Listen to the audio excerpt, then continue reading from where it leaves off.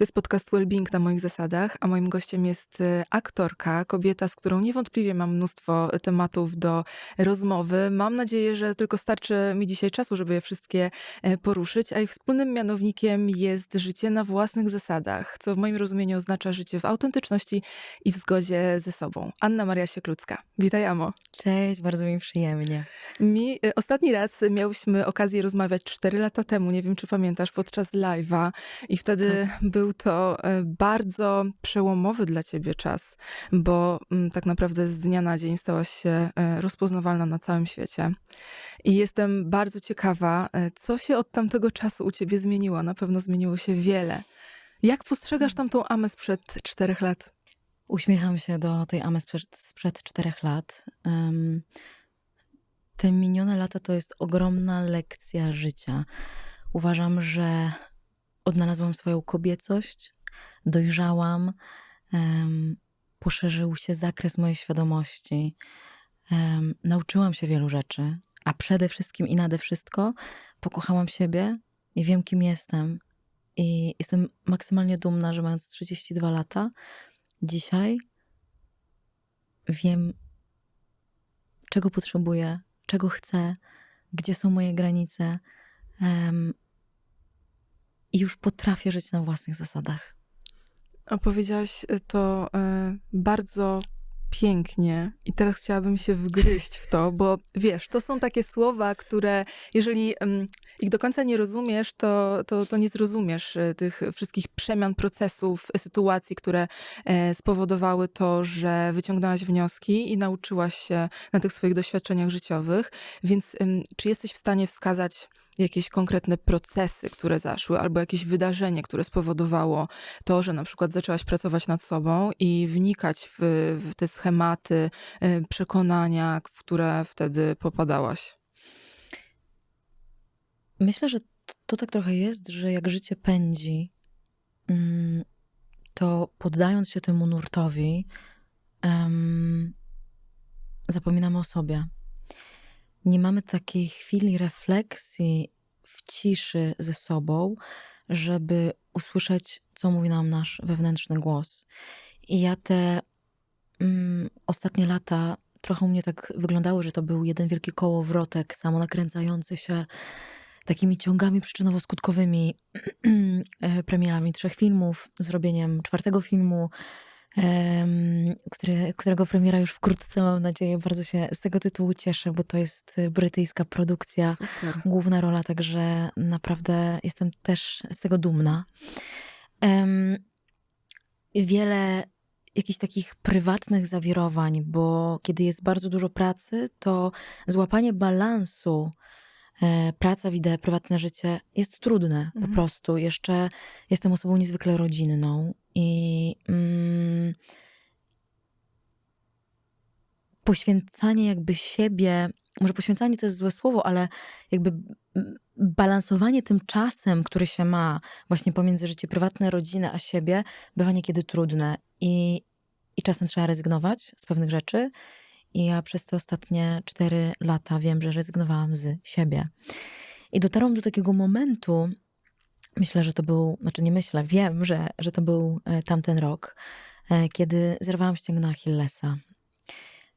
Zawalił mi się wtedy świat, bo byłam w próbach do nowej sztuki teatralnej i nawet jeszcze dobrze wszystko się nie zaczęło i ten wypadek spowodował, że pierwszy raz przede wszystkim w życiu miałam operację i zaczynałam uczyć się chodzić na nowo. Więc te Dosłownie w przenośni. Dosłownie w przenośni. I te pierwsze dni dosłownie zawalił mi się świat. Było to takie zetknięcie się mnie z samą sobą, z moimi ograniczeniami, z moimi przekonaniami, z wartościami i z moją wewnętrzną mocą. I to był taki moment, w którym bardzo się zatrzymałam.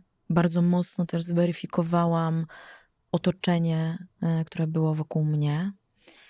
Ludzie pokazali mi swoje prawdziwe twarze, których bardzo być może nie chciałam dostrzec, albo też po prostu ich nie widziałam na tamten moment. I ta nauka stawiania kroków dosłownie na nowo, spowodowała, że zaczęłam ogromną pracę nad sobą. To znaczy, zaczęłam terapię i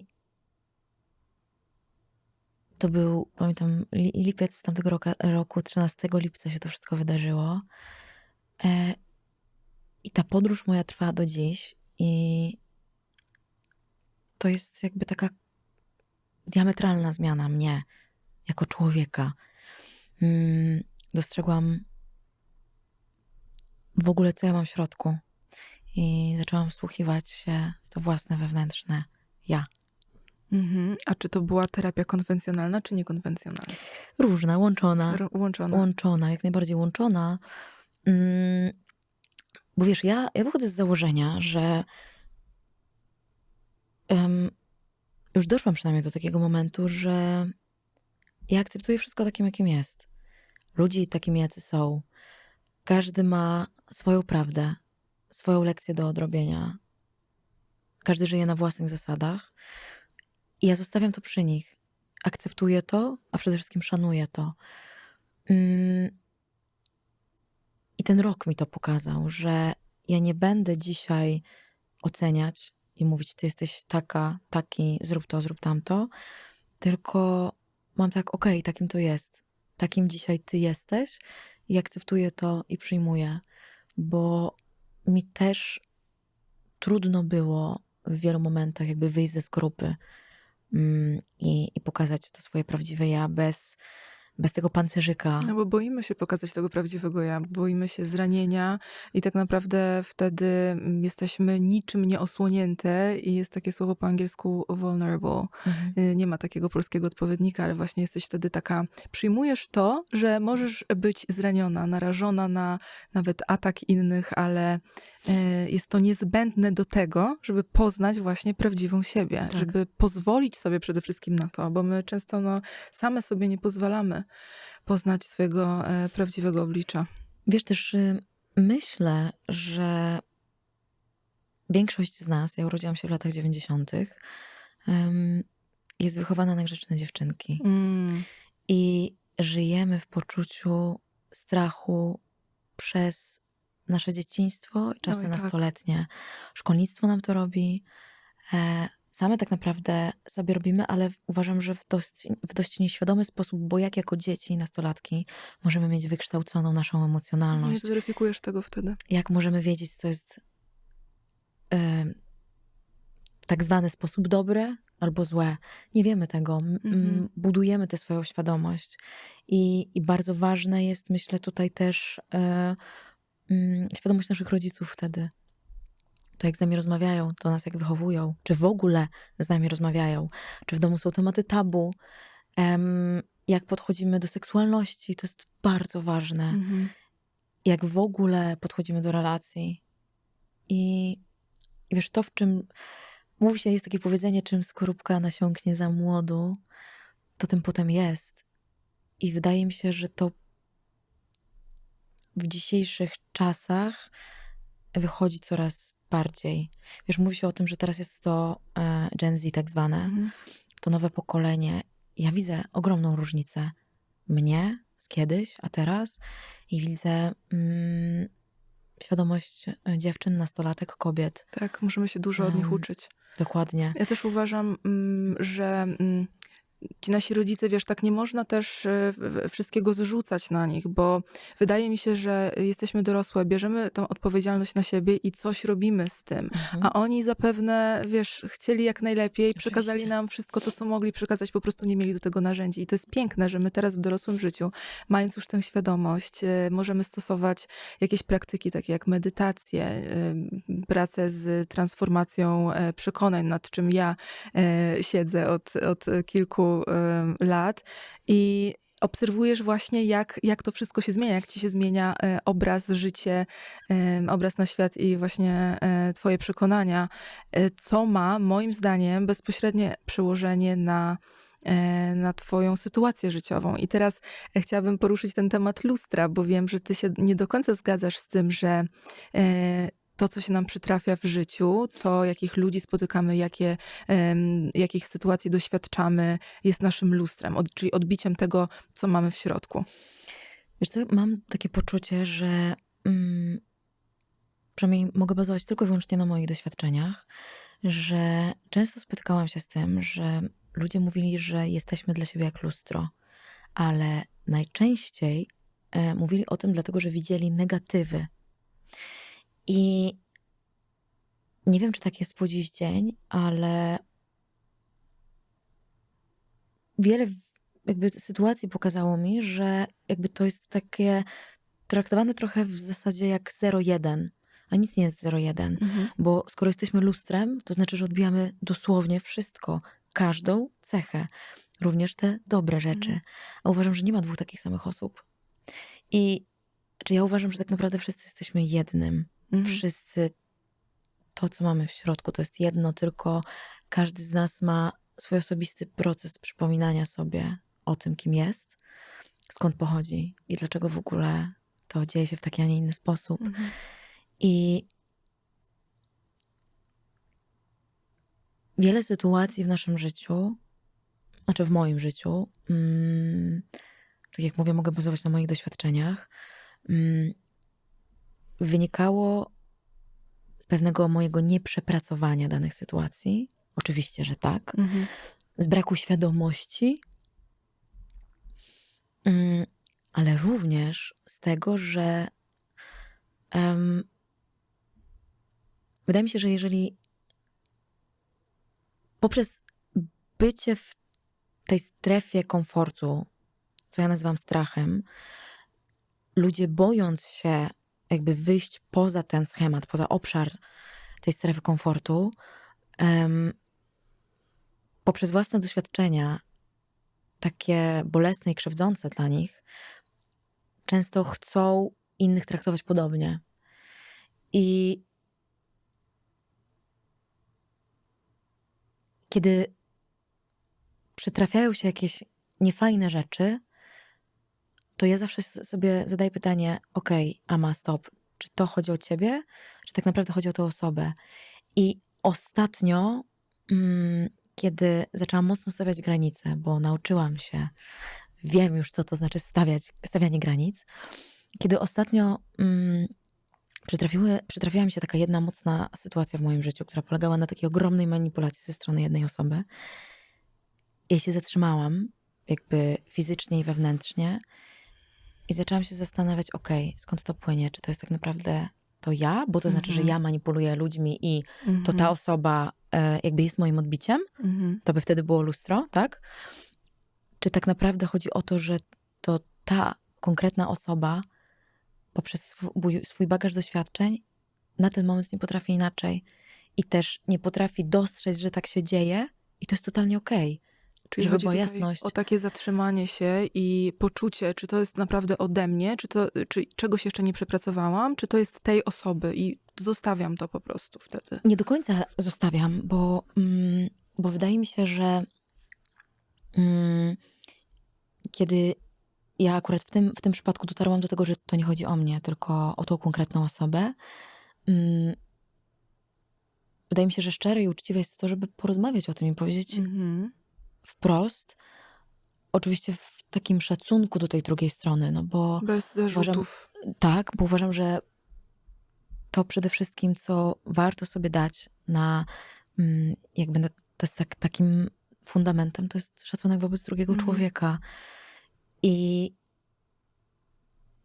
tylko widzisz, dzisiaj ja już potrafię wiedzieć, co płynie ode mnie, a co nie płynie ode mnie, bo ten rok takiej zagłębienia się w siebie i odnalezienia siebie, uspokojenia przede wszystkim siebie, powoduje, że wiem, kim jest Ama Sieklucka. I poprzez to, że ja to wiem, to potrafię szybko zweryfikować, czy coś jest moje, czy coś jednak jest z tej drugiej strony. Dlatego uważam, że to nie zawsze... Nie zgodzę się z teorią, że jesteśmy dla siebie jak lustro, bo często powtórzę się tutaj, ale nie chcąc, wychodząc ze skorupy, ze strachu, z niepewności, z własnych doświadczeń, z jakiegoś żalu, z nieprzepracowań, my zachowujemy się wobec tak do innych ludzi. Zgodzę się z tym i wtedy, kiedy prawdziwie akceptujesz siebie i jesteś okej ze sobą, wtedy czujesz, że nic nie musisz. To jest tak piękne uczucie, że ty wiesz, że masz ten spokój. Ty nie pytasz się siebie po 100 razy, czy na pewno jestem w zgodzie ze sobą, tylko ty po prostu to wiesz. I ja bardzo chciałabym tutaj jakoś bardziej to wyjaśnić, rozłożyć na czynniki pierwsze, co trzeba zrobić, żeby zacząć akceptować siebie, albo żeby poczuć ten spokój, ale ja myślę, że to jest osobista droga każdego z osobna. I dla jednych Właśnie będzie to jakaś, nie wiem, pojechanie do klasztoru w Tajlandii, dla kogoś będzie to przeczytanie jednej książki, nawet jednego zdania, które nagle zrobi ci w głowie jakiś taki aha moment i nagle zaczniesz kwestionować swój sposób myślenia, albo jakaś napotkana osoba, która zainspiruje cię do zmiany. Oczywiście, że tak. Właśnie zaczęłam się zastanawiać przed chwilą, o kurczę, co tak naprawdę odpowiedzieć ci na to pytanie. tak. Uważam, że nie ma jednego, Mhm. znaczy jeden przypadek nie jest podobny do drugiego. Tak. Każdy z nas ma osobistą drogę i to jest super piękne. I to jest najwłaściwsze i bardzo ważne jest to, żebyśmy nie dopasowywali się do tłumu, tylko pielęgnowali w sobie tą naszą odrębność, odmienność, wyjątkowość, unikalność, bo te wszystkie cechy, które mamy i te pozytywne i te negatywne są okej, bo to jest dobre, bo potrzebny nam jest w moim przekonaniu balans. Warto odkrywać w sobie, skoro dzisiaj powiem, że coś jest negatywne, bo takim to ocenię, to też jest okej, akceptujmy to. I to od nas zależy, czy chcemy to przekuć na coś dobrego, czy jednak zostajemy jakby w tym ugruntowywaniu siebie, że to jest negatywne i tak dalej chcemy. Ja też odniosłam takie wrażenie, ale być może oceniam to przez pryzmat jakichś własnych filtrów, bo też w to wierzę, że oceniamy i widzimy, patrzymy na życie innych ludzi poprzez swoje doświadczenia, poprzez jakieś przekonania, które mamy.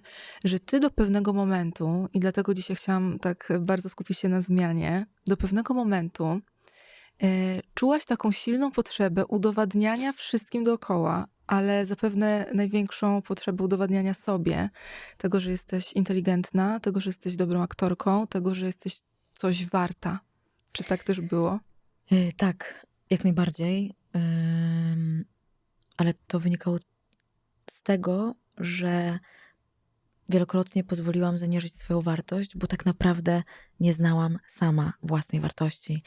I dlatego, że nie wiedziałam do końca, kim jestem, nie znałam własnej wartości, doprowadziłam do tego, że ta wartość, przynajmniej w moim przekonaniu, patrząc wstecz, była chwiejna w oczach innych ludzi.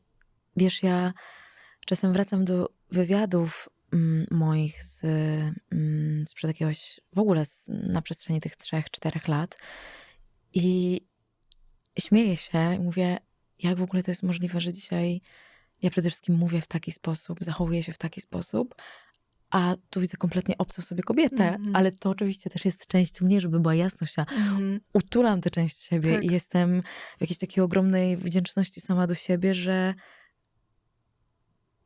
takim to było i to była moja droga. I też potrzebowałam tego, żeby dzisiaj być tu, gdzie jestem i też mówić o tym z taką pełną dozą dystansu, z ogromną świadomością, bo ja nie wstydzę się ani jednego wypowiedzianego słowa, ani jednego wywiadu, mimo Nie masz się że, czego wstydzić. wiesz, mimo że były wzloty i upadki, ale takim to było i każdy ma własną drogę i cieszę się, że takim to było i że dzisiaj na przykład potrafię widzieć siebie, tą Amę taką bardzo mocno w tym obszarze strachu, gdzieś jakiegoś takiego poczucia braku pewności siebie, a Amę dzisiaj. Ja w tobie, wiesz, na tych premierach, na których miałam okazję podziwiać cię na czerwonym dywanie, zawsze widziałam piękną kobietę, która jest utalentowana, tylko trochę chyba jednak zagubiona. Ale jestem bardzo ciekawa, czy myślisz, że w jakiś sposób ta rola, którą miałaś w 365 zaszufladkowała ciebie i czy ty w ogóle z tym walczyłaś w jakiś sposób? Oczywiście, że zaszufladkowała. To w ogóle nie podlega dyskusji. Tylko wiesz, kiedyś chciałam wierzyć w to, że mnie zaszufladkowała. Dzisiaj ja już sama stwarzam sobie możliwości. Ja już nie myślę o tym, że ojejku, co to był za film. Nie patrzę na jakby oczami tych wszystkich hejterów, tylko dzisiaj wiem, że osiągnęliśmy ogromny sukces. Nikt przed nami nie osiągnął tak To wielkiego prawda. sukcesu. I trzymajmy się faktów. I to nie chodzi o to, że ja teraz będę stawiać ten film, wiesz, wywyższać Mhm. go i szukać pozytywów. Nie, po prostu to są fakty. Ale tak jak w niedawnym wywiadzie powiedziałam, nie zgadzam się kompletnie z wartościami tego filmu. I mówię o tym otwarcie. Uważam, że to jest niezwykle patriarchalna relacja, która pokazuje kobietę w bardzo złym świetle. I em, ja już wiedziałam to wtedy, gdzieś moja intuicja wiedziała to wtedy, tylko jako 26-letnia dziewczyna, mając kompletnie inną świadomość, bo też byłam zanurzona w patriarchacie, też moją własną osobistą wartość, mm, jakby to powiedzieć, moją własną osobistą wartość oddawałam mężczyźnie. Mhm. A ci już tak nie jest. Dzisiaj świadomie jestem singlem i to jest taki pierwszy w ogóle okres w moim życiu, gdzie jestem singielką już bardzo długi czas. I jest mi z tym super dobrze, bo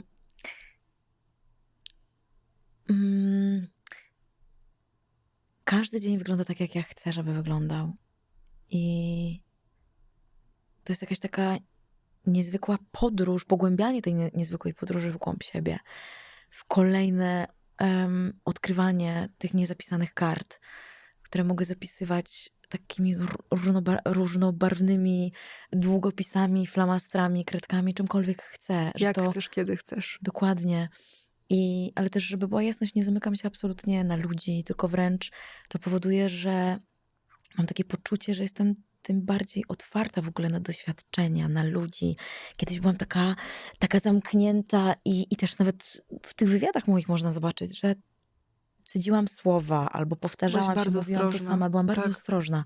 Dzisiaj ja już nie boję się tego, czy to, co powiem, przede wszystkim jest składne, logiczne, Tak. czy ktokolwiek mnie oceni Jak za to to, zostanie odebrane. jak to zostanie odebrane, bo to jestem ja prawdziwa, to wynika z mojej głębi i naprawdę przestałam przejmować się tym, co mówią inni, przestałam przejmować się tym, jak ja wyglądam i jak mnie widzą ludzie. I nawet ten ostatni czas, kiedy ścięłam włosy, potrzebowałam jakby zrzucić z barku w przeszłość. Po to zrobiłam. Zrobiłam to zupełnie świadomie. I wiesz, spotykałam się z takimi jakby opiniami, ocenami, a powiedzmy sobie szczerze, każdy ocenia i każdy ma prawo to robić. Tylko zaczęłam się zastanawiać nad tym, czemu ludzie mówią do mnie, że ścięłam się na chłopaka. Dlaczego w ogóle, kiedy kobieta ma krótkie włosy, to mówi się jej, że ścięła się na chłopaka. A to jest bardzo ciekawe. Właśnie to jest też jakby jakiś odłam patriarchatu w moim przekonaniu. Bo to nie jest tak, że krótkie włosy przypisane są do mężczyzn. Również kobiety mają prawo ściąć się na krótko i to nie znaczy, że wyglądają męsko, tylko wręcz uważam, że podkreśla ich to kobiecość niekiedy. Albo wręcz zawsze. To wszystko zależy od tego, jak my chcemy, jak my potrzebujemy i co lubimy. W ogóle definicja kobiecości to jest coś niesamowitego. Co to znaczy być kobietą? Wiesz, kiedyś kobiety nie mogły nosić spodni. Dzisiaj tutaj siedzimy dwie w spodniach. To jest też piękne, jak to się zmienia. Mam nadzieję i ja w to wierzę bardzo, że świadomość ludzi ogólnie na ziemi się poszerza, powiększa i będzie tylko lepiej. Ale warto jest mówić na te tematy na przykład kobiecości, patriarchatu, bo to jest wszechobecne w popkulturze, którą też same tworzymy. Ale wracając jeszcze do twojej roli, no wiesz, ty jesteś aktorką i to nie jest tak, że ty musisz się identyfikować z rolą, którą grasz, prawda? Bo to też powiedz mi, jak to jest z wybieraniem roli przez aktora? Czy na jakiej zasadzie, czym ty się tam kierujesz, wybierając, przyjmując rolę bądź nie? Czy wiesz, tak naprawdę, jeżeli chodzi o film 365 dni, to tutaj nie było z mojej strony jakby wybierania, dobierania, tylko wiedziałam, że otworzy mi to drzwi i po prostu się na to zgodziłam. Tak to się złożyło, że wygrałam casting i tutaj nie było mowy w ogóle o dobieraniu roli. Jeżeli chodzi już o ten mój kolejny film, to bardzo zależało mi na tym, żeby to była inna charakterologia tej postaci. Inna psychologiczna w ogóle, inny psychologiczny rys. I myślę, że to będzie odmienna rola. Wiesz, ja bardzo by mi się marzyło, żeby każda moja kolejna postać, czy to w filmie, czy w teatrze, była inna. Składała się z innych cech, wyglądała inaczej, inaczej mówiła nawet. To jest taki bardzo szeroki zakres. Nie wiem, czy w ogóle jestem w stanie, szczerze powiedziawszy, odpowiedzieć ci na pytanie, jak dobierać. Bo powiedzmy też sobie szczerze, że znaczy tak wprost może, że czasem nie masz możliwości wybrać. Żyjemy w trudnych czasach dla aktorów, tak mi się wydaje. I nieliczni są tacy, którzy mogą wybrzydzać. Jest ogromny jakiś taki... wiesz, aktorów jest bardzo, jakby to powiedzieć, aktorów jest bardzo dużo na tym rynku, a ról wcale nie jest więcej. Mówisz o Polsce czy o całym świecie? Mówię o Polsce, ale też mówię o świecie. Może na świecie, szczególnie jeżeli chodzi o Stany, jest większa możliwość, bo jest większa możliwość. No nie oszukujmy się. W Polsce jesteśmy bardzo hermetyczni. I tak jak możesz to zauważyć, nie chciałabym tutaj absolutnie nikogo urazić, to są moje osobiste przemyślenia, ale najczęściej to są głównie ci sami aktorzy, dobierani do głównych ról. I tak mnie trochę smuci, że chociaż widzę oczywiście zmianę, zależy jaki reżyser, jaka produkcja, ale też smuci mnie to, że nie daje się szansy młodemu pokoleniu. Młodym twarzom, tak. Młodym twarzom, nowym twarzom. To się zmienia, żeby była jasność, co się zmienia, ale bardzo często jest tak, że wykorzystujemy tych samych aktorów i to są przestolni ludzie. Tylko czy zawsze potrzebujemy tych samych aktorów? Nie sądzę. Mi się też tak wydaje, ale wydaje mi się również, że wykorzystują reżyserzy tych samych aktorów, bo w jaki sposób te twarze już się ludziom opatrzyły, że oni w jakiś sposób znowu są bezpieczni, że zagwarantują im to, że film się sprzeda.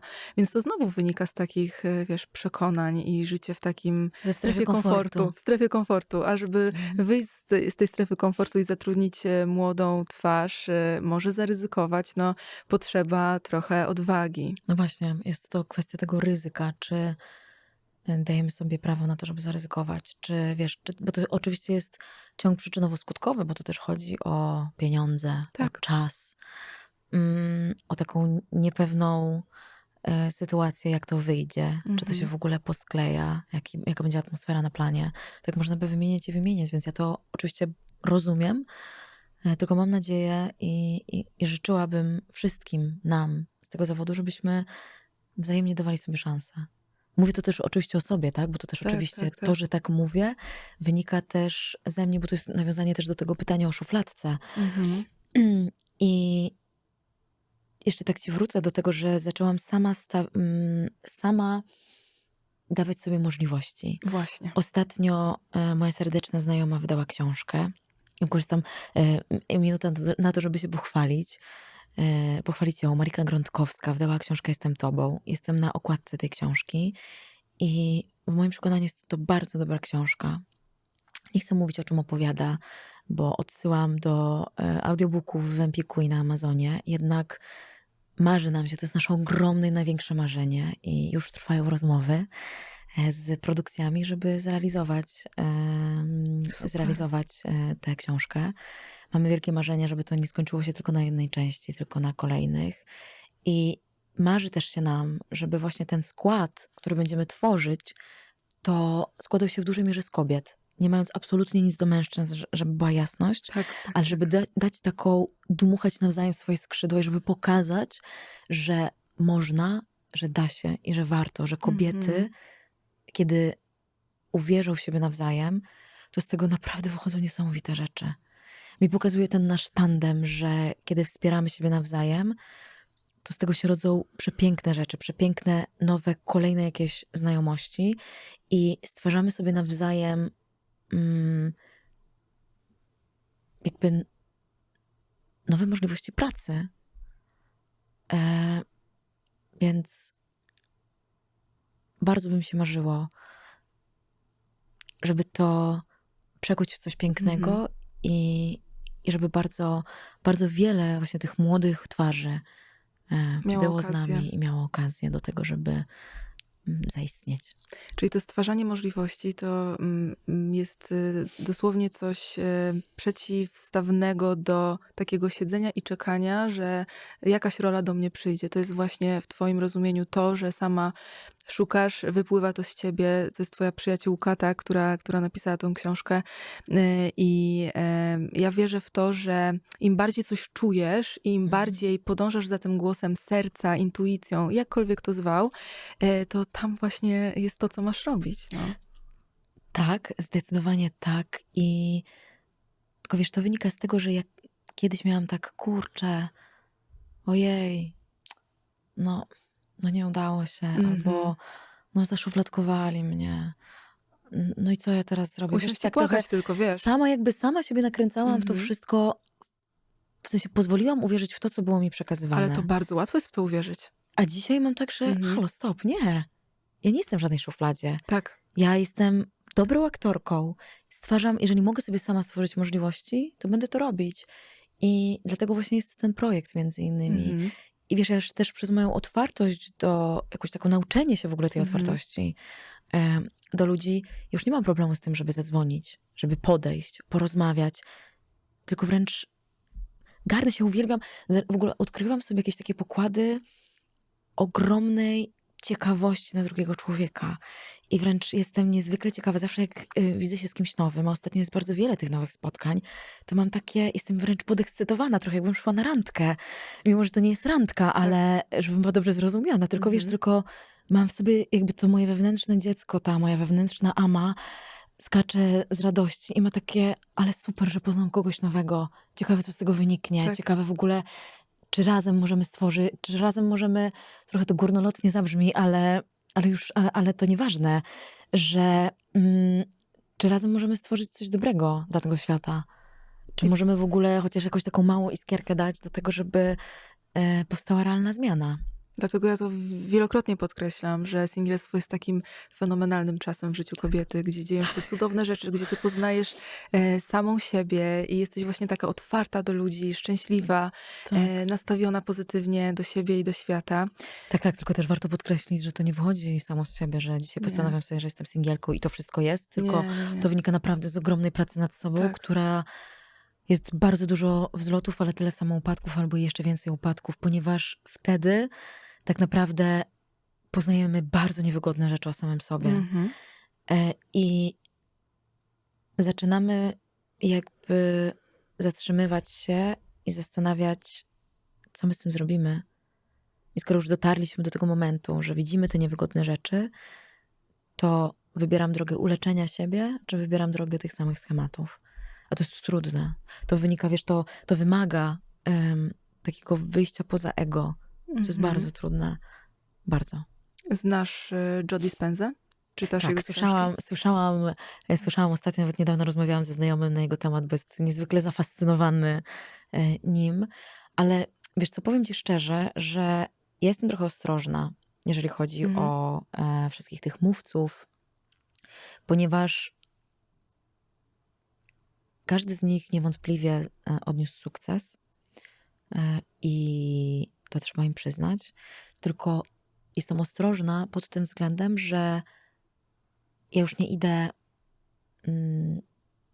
jak w ogień i nie jestem z otwartymi ramionami, widzę wszystko, co oni mówią i łykam wszystko. To jest trochę oddawanie swojej mocy. Dokładnie, tylko jestem w takiej ogromnej uważności przekazu drugiego człowieka.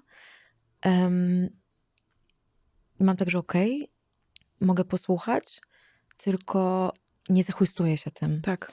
Nie mam już w tym swój jakby takie swoje osadzenie, Mhm. mocne swoje osadzenie.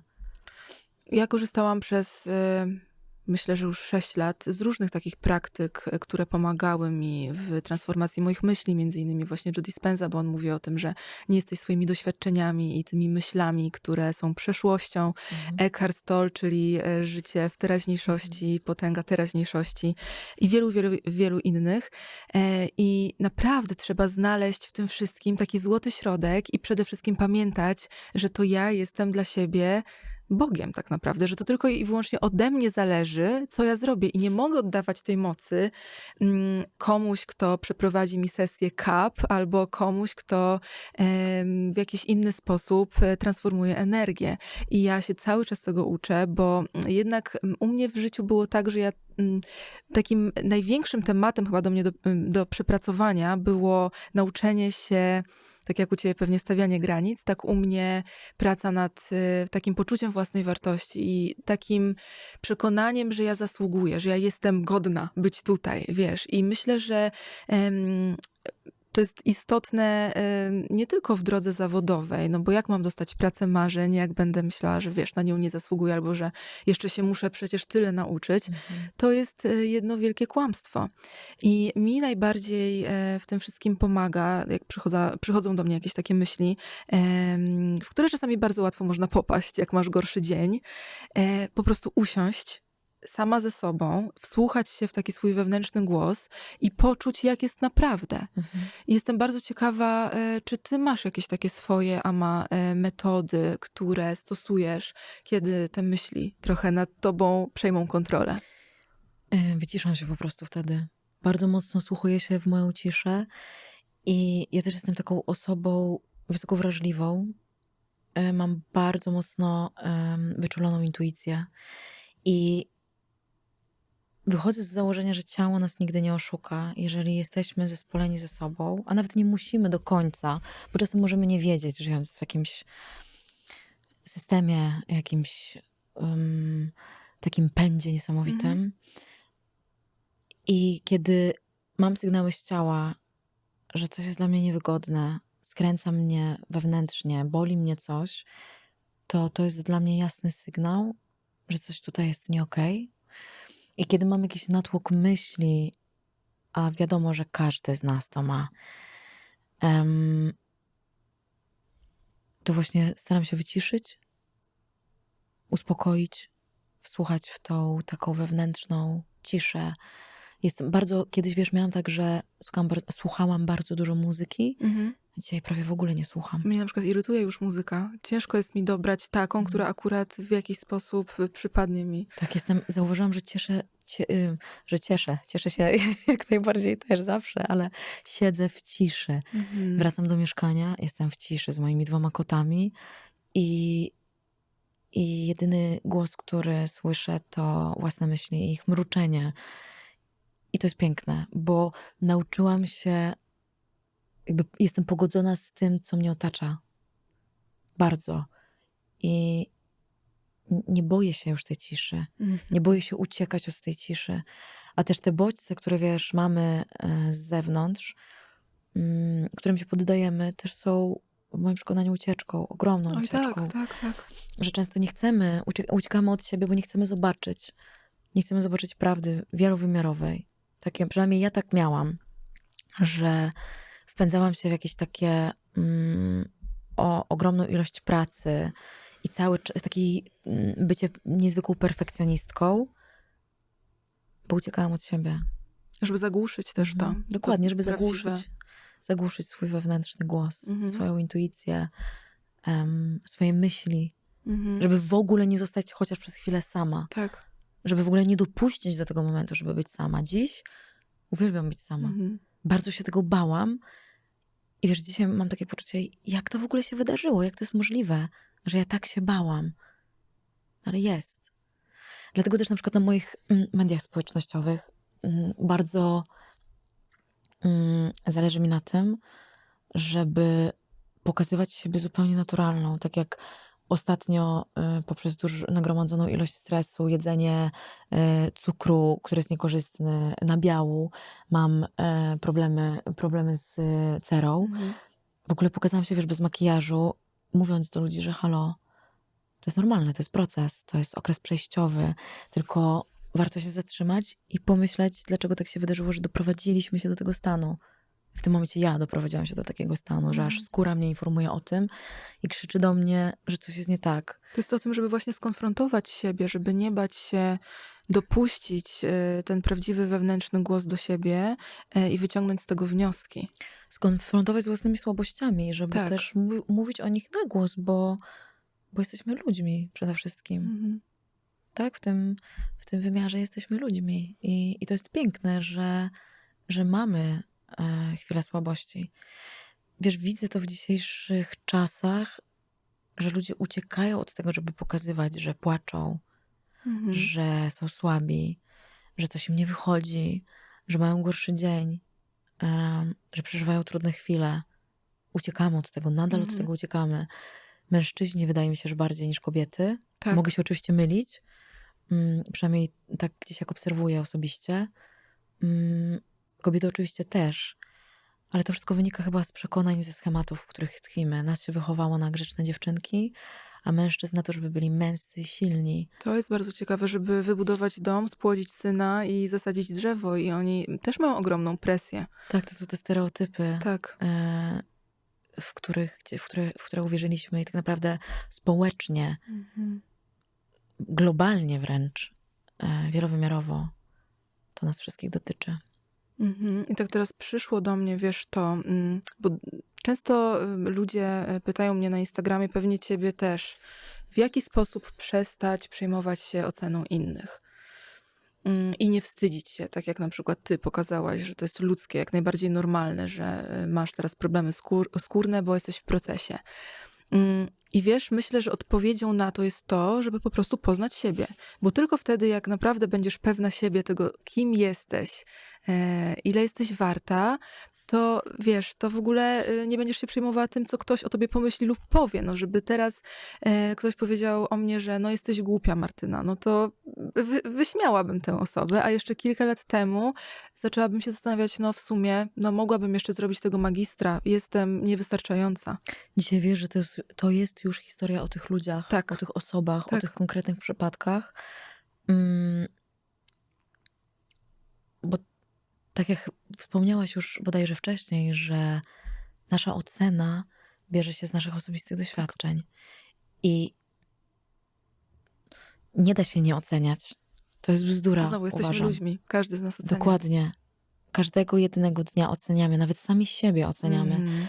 I bazujemy na własnych doświadczeniach, własnych przekonaniach, nawet na tym, co się wydarzyło w dniu wczorajszym albo przed sekundą, co się nam przytrafiło, tak? I od nas zależy, jak pokierujemy naszymi emocjami. To od nas zależy, jeżeli ktoś kieruje w naszą stronę negatywne emocje, to czy my oddamy tym samym, czy przeciwnie. Miałam na przykład ostatnio taką sytuację, że stałam na światłach awaryjnych, zaparkowałam samochód na Wilanowie, a na Wilanowie staje się trochę tak, jak się chce. Tam jest trochę jakiś inny mindset w moim przekonaniu, co jest super. I to jest totalnie okej. I stanęłam na chwilę na tych awaryjnych światłach i siedziałam w samochodzie.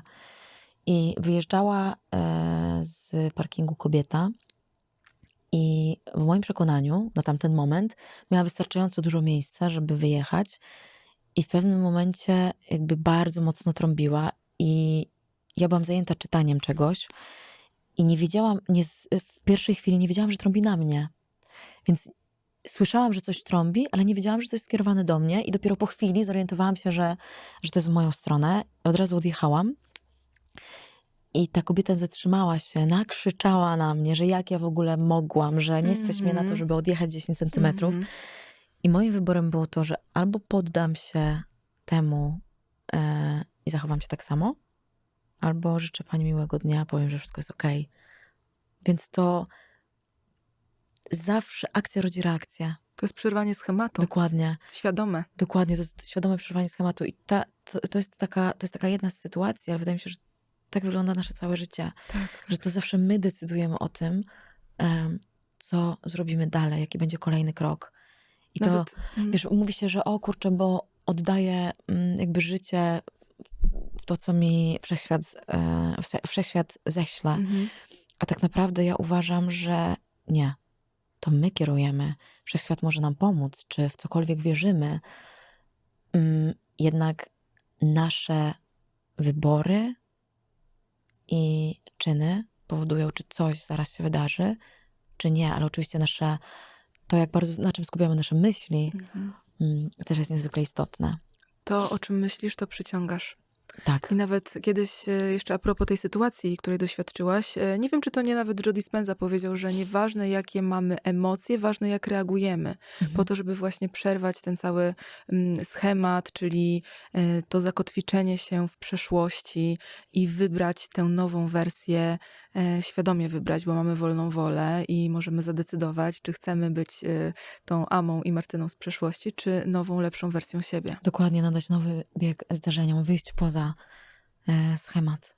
Ja uważam, że w życiu chodzi o to, żeby się rozwijać, żeby ewoluować, żeby być nową, lepszą wersją siebie, chociaż to jest bardzo ostatnio hasło takie kontrowersyjne, nowa wersja siebie, lepsza wersja siebie. Wiesz co, znaczy wydaje mi się, że każdy z nas w życiu ma różne etapy i niektórzy z nas się budzą, bo jest w nich jakaś taka wewnętrzna, ogromna potrzeba. Niektórzy zostają w tym samym miejscu, niektórzy mają jakąś taką, różnymi meandrami dochodzą do jakichś swoich życiowych nowych odkryć. I każda z tych dróg jest właściwa, piękna i potrzebna. I nie wiem, czy to jest tak, na przykład na moim przykładzie, że mogłabym powiedzieć, że to jest nowa wersja mnie. Ja uważam, że cały czas to jest ta sama Ama. Że to jest ta sama wersja, tylko poszerzyła się moja świadomość. Dzisiaj wiem więcej. A tak jak już ci wspomniałam wcześniej, że jak oglądałam jakiś czas temu wywiady, to mam wrażenie, że to jest kompletnie inna osoba. To oczywiście mówię z ogromną dozą dystansu, że śmieję się, że to jest tak, jakby to była inna osoba w ogóle, jak to jest możliwe.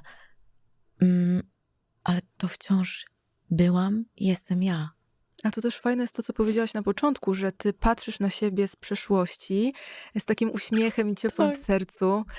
Ja też jak oglądam swoje jakieś stare zdjęcia i niby nie zmieniło się nic, a zmieniło się tak wiele, czy słucham jakichś właśnie wywiadów, na przykład naszego, to mam takie przekonanie, że kurczę, ja wtedy myślałam, że już wszystko wiem, że może nie, że pozjadałam wszystkie rozumy, ale że już taka jestem, wiesz, doświadczona życiowo. Ja myślałam, Tak? że pozjadałam wszystkie rozumy. Oczywiście, wielokrotnie żyłam w przekonaniu, że wiem najlepiej, że muszę mieć zawsze rację, że moje zdanie jest najważniejsze. Miałam takie momenty, oczywiście, że je miałam. Taka butna byłaś w takim razie. Taka, wiesz, myślałam, że to jest taka przebojowość, że jestem bardzo pewna siebie, a to właśnie wynikało z jakiegoś takiego... wręcz krzyczałam o tym, żeby być zauważona wielokrotnie. Tak, ale to jest niesamowite, bo to jest taki konflikt wewnętrzny. My go możemy nie dostrzegać na dany moment, ale ludzie, jak na ciebie patrzą, to wykryją jakiś fałsz, że coś tam nie gra, że coś nie styka.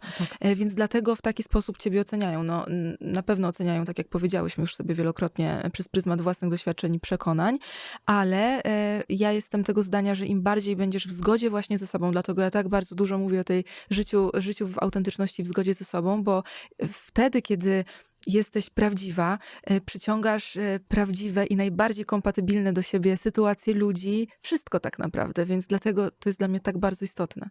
Tak, tylko właśnie to zależy od tego, czym się odważymy. Wiesz, czy my chcemy wyjść poza strefę komfortu i odważyć się na to, żeby doświadczać nowego.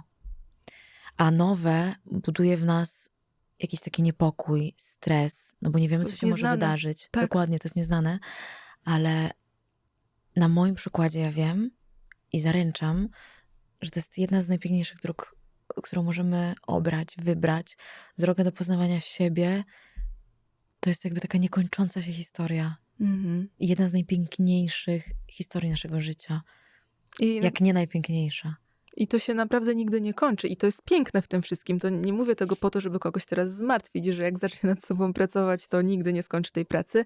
Ale tu jest tyle takich etapów i takich warstewek. To jest jak obieranie cebuli. Wielokrotnie używam tego przykładu. I ty nie wiesz, co ciebie spotka jutro, za rok. I to jest piękne. Tak, wiesz, kiedyś na przykład miałam tak, że myślałam, że kobiety są przeciwko mnie. I A to ciekawe, że ty mówisz. niekiedy tak było, Mhm. szczerze, patrząc tak retrospekcyjnie, Mhm. to jest chyba tak się mówi, retrospekcyjnie, em, to były takie sytuacje, że rzeczywiście jakaś konkretna jednostka chciała mi w cudzysłowie uprzykrzyć życie, ale niekiedy też było tak, że ja poprzez jakieś moje przekonania myślałam, że tak jest, a to nie miało nic wspólnego z prawdą. A dzisiaj, kiedy odkryłam swoją kobiecość i to, kim jestem, ja wokół siebie mam kobiety, które bardzo chcą pomagać sobie nawzajem, które są szczere, które jakby nie są nastawione na jakieś swoje zyski, Bezinteresowna. dokładnie, które są interesowne, tylko właśnie one są bezinteresowne. Nie, jakby nie oczekują niczego w zamian. Przynajmniej nie ma czegoś takiego, że są nastawione, okej, to ja zrobię to dla ciebie, więc już podświadomie wiem, że ty coś zrobisz dla mnie, tylko to wynika z potrzeby ich serca i takie są. Takie kobiety zaczęłam spotykać Niesamowite to i jest. to jest tak. niezwykłe. Ale wydaje mi się, że to tylko i wyłącznie dlatego, że zmieniło się tu. Ty wyzbyłaś się tych przekonań, że na przykład kobiety są zazdrosne, mściwe i tak dalej. I z chwilą, kiedy sobie to przepracowałaś, zaczęłaś przyciągać takie, które są ci pomocne, dobre i bezinteresowne. I ja powiem ci, że też mam to szczęście, ale to oczywiście były takie etapy. Mówiłaś wcześniej o tym, że tacy ludzie, którzy byli niekorzystnie wpływali na ciebie, odpadli z twojego życia. Tak samo ja miałam takie, wiesz, koleżanki, nie widziałam tego wcześniej, które niekoniecznie życzyły mi jak najlepiej. I teraz mam naprawdę ogromne szczęście i bardzo to doceniam, że mam wokół siebie piękne, mądre, niezależne kobiety, które na dodatek są pomocne i naprawdę dobrze mi życzą. I nie wiem, czy to jest rzadkie, czy powszechne, bo to znowu nie chcę wpadać w taką ocenę, ale chciałabym jeszcze tutaj powiedzieć o tym, że kiedyś, powiedzmy te 4 lata temu, ja myślę, że ja byłam bardzo naiwna. I też gdzieś to musiałam przepracować. Nadal jestem z tych bardziej naiwnych niż mniej. I ja, wiesz, wierzyłam w takie piękne hasła na zasadzie, i ja dalej w sumie chcę w to wierzyć, bo też nie chcę znowu wpadać w przekonanie, że tak nie ma. Ale zauważyłam, że zwłaszcza te medialne kobiety, które najwięcej mówią o tym, że chcą pomagać innym kobietom, młodym twarzom, po pierwsze nie są tak bezinteresowne, a po drugie wcale nie chcą im pomagać. I to było dla mnie takie zderzenie się trochę z tym takim światem, gdzie ja tak bardzo chciałam i tak bardzo wierzyłam w to, że jednak on nie do końca jest prawdziwy. Wydaje mi się, że wszyscy jesteśmy na swój sposób naiwni, wiesz? I to chyba wynika z jakiegoś z ilości empatii w sercu, którą mamy. W ogóle z ilości naszej empatii. Czy jesteśmy tymi empatycznymi osobami, czy nie. Ja też nadal jestem naiwna. Oczywiście, że tak. Także tu możemy sobie przybić piątkę. Tylko wiesz, bo ja wolę widzieć w ludziach dobre rzeczy, niż od razu te negatywne. I poprzez też to, że też mi się oczywiście, że zdarza oceniać, tak? Albo wręcz cały czas to robię. To stykając się z kimś, pamiętajmy o tym, że nie wiemy, jaka jest za nim historia, co wydarzyło się u niego w dniu dzisiejszym, co w ogóle go spotkało ostatnimi czasy. Dlaczego na przykład, jeżeli jest dla nas nieprzyjemny, nieprzyjemna, albo różne inne jakieś takie sytuacje dziwne, śliskie i niefajne, to nie oceniajmy, że to jest od razu wymierzone w nas, tylko na przykład, że to też jest właśnie ten strach, w którym tkwią i ta skorupa, którą się obudowują. I wydaje mi się, że czasem takie powiedzenie komuś, życzę ci dobrego dnia, wszystko będzie dobrze, może, albo to jedno zdanie, o którym powiedziałaś, niekiedy może ten lód totalnie rozpuścić. No tak, na pewno wiesz, jeżeli ktoś jest zazdrosny, wynika to z jakichś może kompleksów tej osoby, życia w strachu i tak dalej, ale to, co jest istotne w tym wszystkim, żeby tak od razu nie odkrywać, nie dawać serca swojego na tacy i nie wierzyć we wszystko, co nam mówią. Żeby Nawet dbać o swoje granice. tak, dbać o swoje granice, nie wierzyć we wszystkie, wiesz, posty w social media, też weryfikować to wszystko przez siebie. Ważna jest uważność. Takie danie sobie, weryfikowanie tych rzeczy przez taki pryzmat, wiesz, przesianie tych wszystkich komunikatów przez swoje filtry. Oczywiście, wiesz, social media tak naprawdę to jest niekiedy generowanie życia, które nie ma nic wspólnego z rzeczywistością. Mhm. I to od nas zależy, co chcemy robić. Jeżeli mamy social media, myślę, że już większość z nas je ma tak naprawdę, to od nas właśnie zależy to, jakie obszary chcemy w naszym życiu zapełniać. Czy iść właśnie za tym naszą wewnętrzną potrzebą dzielenia się z innymi dobrym słowem, czy jednak pokazywanie życia luksusowego, które jest luksusowym tylko na zdjęciach, a nie ma tam, jest pozbawione wartości, relacji, prawdy. No nie każdy ma takie wartości. No, niektórzy właśnie kierują się tym, żeby w jakiś sposób podnieść sobie samoocenę, wstawią, wiesz, ładne zdjęcie z nową torebką. I widzisz, teraz znowu oceniłam, ale jednak widzę jakiś taki wzór w tym wszystkim, że często tak jest. Mało jest tej prawdy, wiesz? Mało jest właśnie ludzi, którzy są w zgodzie ze sobą. Wiesz, może to też jest jakieś takie wstrzelenie się w algorytm obecnych Właśnie czasów. też zastanawiam się, na ile to jest właśnie życie w social mediach, bo wiesz, jakie są algorytmy i wiesz, co się klika, i takie biznesowe podejście, a na ile to jest takie okłamywanie siebie, nie? Jasne. Ja na przykład mam dzisiaj tak i mówię o tym otwarcie, że lubię otaczać się markowymi rzeczami, wiesz? Że lubię sobie kupić dobre buty, lubię sobie I nie kupić ma nic w tym złego. dobrą torebkę, ale wiem, że sama na to zapracowałam. To są moje pieniądze i moje wybory. I ona cię nie określa. Dokładnie. I też czasem stawiam, wiesz, zdjęcie, nie wiem, butów, zdjęcie torebki, ale ja wiem, że to nie jest coś takiego, że ja się tym chwalę, zobaczcie, tylko Albo, że jesteś lepsza. dla mnie jest to, ja robię to z przepływu chwili, dla mnie jest to estetyczne, po prostu. Zdecydowanie cię rozumiem. Mam to samo. I wiesz, i tak jak powiedziałam już na samym początku chyba, żebyśmy dawali tę przestrzeń ludziom do tego, żeby wyrażali siebie tak, jak chcą. Nie musimy się zgadzać z tym w ogóle. Możemy widzieć, że mamy zupełnie inne wartości, nie nadajemy, w ogóle nic nie styka, nic kompletnie. Ale jakby uważam, że piękne jest to, żebyśmy innym dawali możliwość dochodzenia do tej większej świadomości, albo w ogóle dochodzenia do ich prawdy w tym tempie, w jakim chcą. No i też ważne, żeby sobie powiedzieć, że nie każdy musi być nagle oświecony. Mogą być ludzie, którzy wybiorą inną drogę i to też jest okej. Dokładnie. W ogóle wszystko totalnie jest okej. Tak. No. Nie róbmy sobie presji niepotrzebnej. I nie szukajmy tej presji tam, gdzie jej nie ma. Tak. Chciałabym jeszcze wrócić do kobiecości, bo powiedziałaś, że odkryłaś w sobie tę kobiecość i czym to dla ciebie jest? Wiesz, to była taka dosyć ciekawa droga, powiem, bo można, idąc za tym jakby schematem, powiedzieć, że jestem aktorką erotyku, więc tak naprawdę byłam za pan brat z moim ciałem, ze świadomością tego mojego ciała, wyzwolona. No nie, kompletnie w ogóle nie.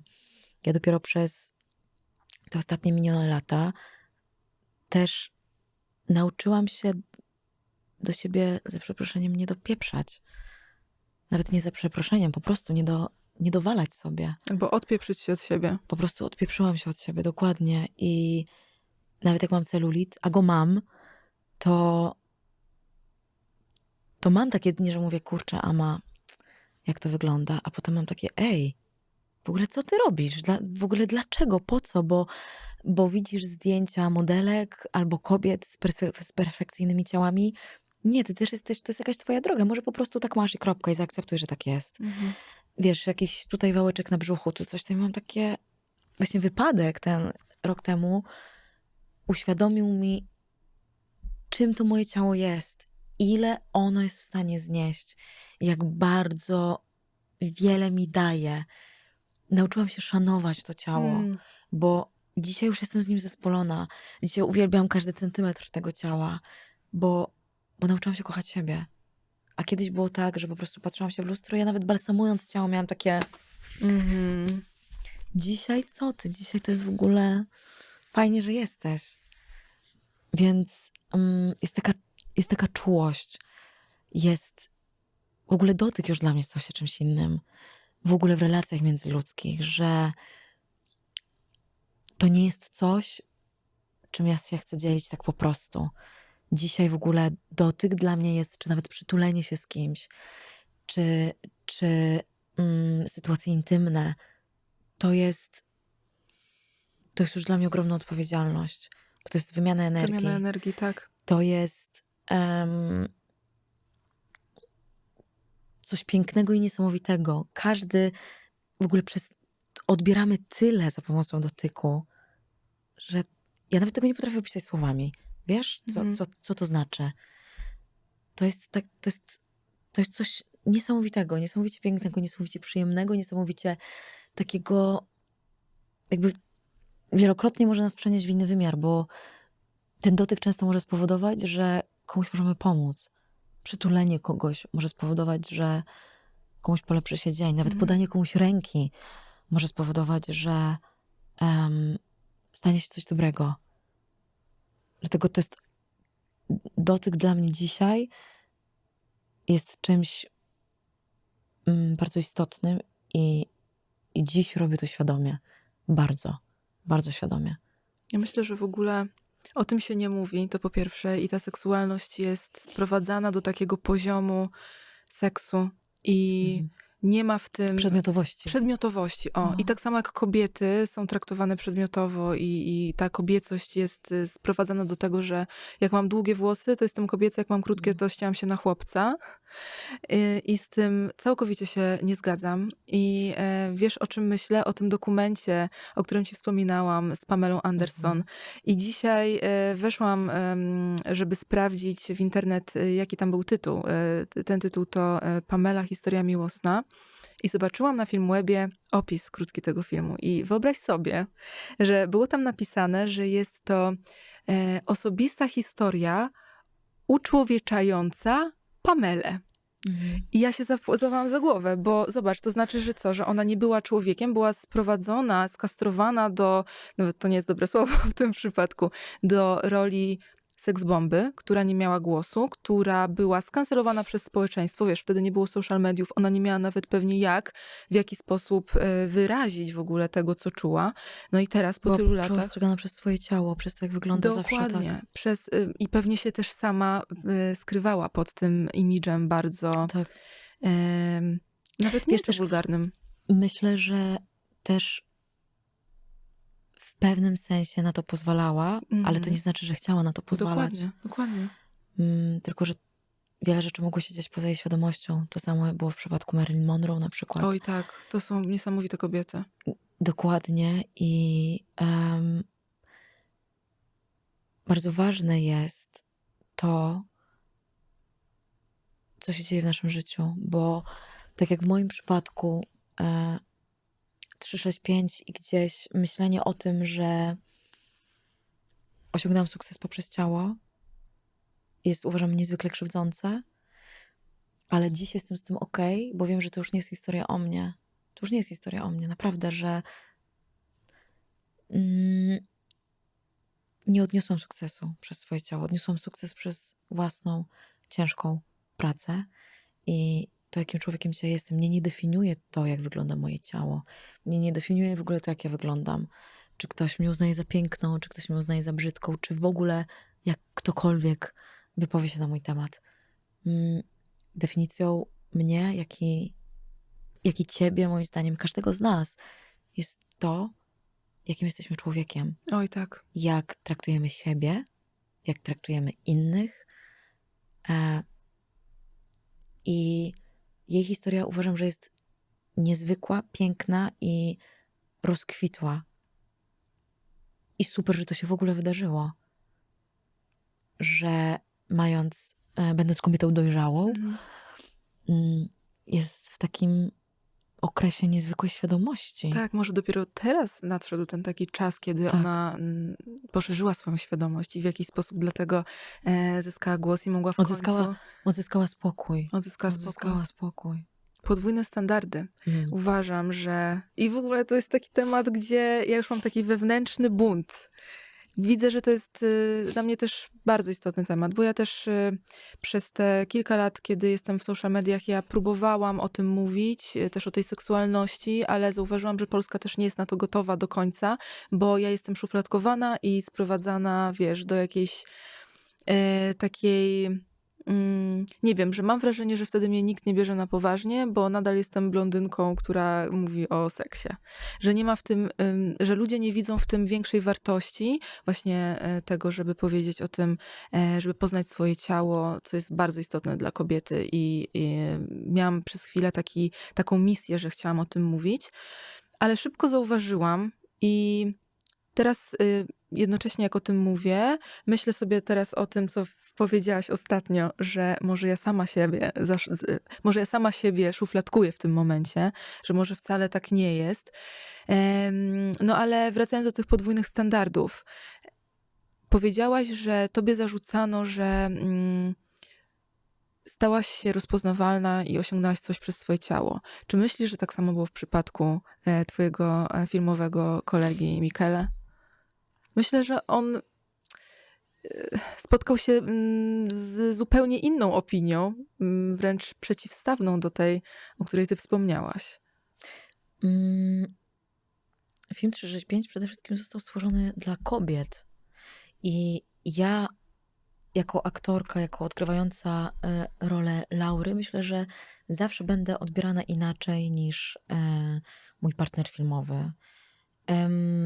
I to jest zupełnie naturalne. Ale czy to nie jest nie fair? Nie masz czegoś takiego, że... Jest, oczywiście, że tak, bo my nie jesteśmy ani lepsi, ani gorsi od siebie nawzajem. To była bardzo trudna rola w jego, jak i w moim przypadku. I to można rozpatrywać na to, że w moim przypadku w różnych aspektach trudniejsza, jak i w jego przypadku w różnych aspektach trudniejsza, tak? Że może nawet czasem w ogóle nie było kompatybilności, jeżeli chodzi o ten stopień trudności. Jednak ja już mam tak, że nie chciałabym się skupiać na tym, wiesz? Że to jest podwójny standard, bo ta historia jest już totalnie za mną. Ja jestem w pogodzeniu z tym, że 365 to jest ogromny sukces i otworzyło mi drzwi na świat, ale to ja jestem odpowiedzialna za to, jak tym dalej pokieruję. I tak, stykam się po dziś dzień z myśleniem niektórych, że ja tak naprawdę nie jestem aktorką, bo nie potrafię grać, bo oceniają to na podstawie filmu 365 dni. Ja mam takie, to okej. To tak myśl. Ale ja nie będę ci już udowadniać tego, że potrafię. To wtedy jakby mam to krok w inną stronę. I nie skupiam się na tym, czy to są podwójne standardy, czy nie, wiesz? Okay. Bo kiedyś mnie to bolało, jak najbardziej tak. Kiedyś bardzo mocno gdzieś miałam takie, dlaczego? Tak. To jest nie fair. A dzisiaj mam takim to jest. Ale w ogóle nie chcę nawet oddawać temu i dawać temu mojej energii, bo wiem, że wiem, kim jestem. Wiem, co potrafię. I naprawdę nie muszę udowadniać. I nie chcę już, wiesz, dzisiaj odbijać się od 365 dni, bo tak jak mówię, cieszę się, że to się wydarzyło w moim życiu. Doprowadziło mnie to do momentu, w którym jestem dzisiaj. Bardzo być może się powtarzam, ale chcę, żeby to jasno wybrzmiało, że ja już jestem znacznie dalej. To już mnie w jakikolwiek sposób nie definiuje. I jeżeli dalej jakby ludzie chcą, już dalej się na przykład zdarza to, że piszą do mnie Laura, ale ja już mam tak, uśmiecham się. Kiedyś bardzo miałam tak, że kurczę, ja już nie chcę nawet nic publikować związanego z Trzy Śmiecia. Dzisiaj mam tak, ale jest to część mojej historii. Tak, tak, tak, Po tak. prostu jest to część mojej historii i ja się tego nie wstydzę przede wszystkim. Jasne. Nie mam się też czego wstydzić. Nie masz, absolutnie nie. Kiedyś myślałam, że mam. Przyznam szczerze, że kiedyś Okej. myślałam, że mam. Bo uwierzyłam w narrację innych ludzi. Pamiętam, jak moja serdeczna znajoma z tej branży powiedziała mi, która też wzięła udział, celowo nie chcę sypać nazwiskami w tym filmie, w tym tryptyku, powiedziała, słuchaj, Ama, do mnie podchodzą znajomi aktorzy i pytają się, jak ty w ogóle mogłaś wziąć udział w tym gównie? I masz takie... I wiesz, i to jest taki wycinek tego, co się działo przez ostatnie 3 lata. Znaczy przez ten czas, nie ostatnie 3 lata, tylko ten czas 3 lat pojawienia się filmu 365 dni. To jest wycinek tego, co jakby do mnie docierało. I kiedy jest tyle tego, to w pewnym momencie siadasz i masz takie, a może oni mają rację. Oczywiście. Jest bardzo Wracamy łatwo w to właśnie do tego, uwierzyć. co mówiłaś, że Tak. bardzo łatwo jest uwierzyć w to, co mówią inni. Ale wiesz, bardziej chodziło mi o to, że na mężczyznach społeczeństwo nie skupia takiej uwagi jak na kobietach.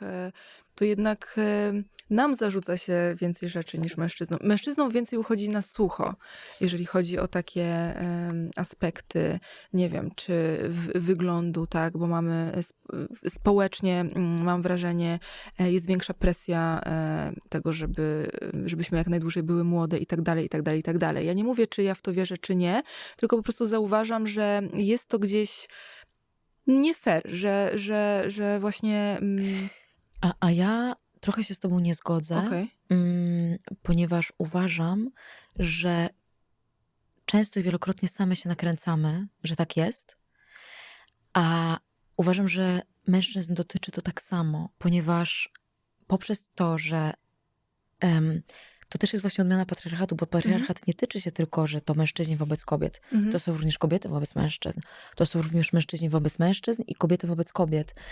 Wydaje mi się, że przez ten schemat, że oni muszą być silni, że penis rządzi światem, że właśnie ta moc, że ta seksualność i że ta męskość, oni czasem nie dają rady, bo jest tak bardzo społecznie jest powiedziane, że facet musi być przystojny, facet musi być silny, facet musi spłodzić dzieci, facet musi założyć rodzinę, facet musi dobrze zarabiać, facet musi być ostoją dla kobiety, być wyżej jakby, w cudzysłowie, ale wyżej, powoduje, wiesz, nie mówi się o tym, ile facetów ma depresję, ile w ogóle jest przemocy wobec mężczyzn, Jak nie radzą od sobie kobiet. z emocjami też. Tak, jak nie radzą sobie z emocjami, jak często popadają w alkohol, popadają w uzależnienia.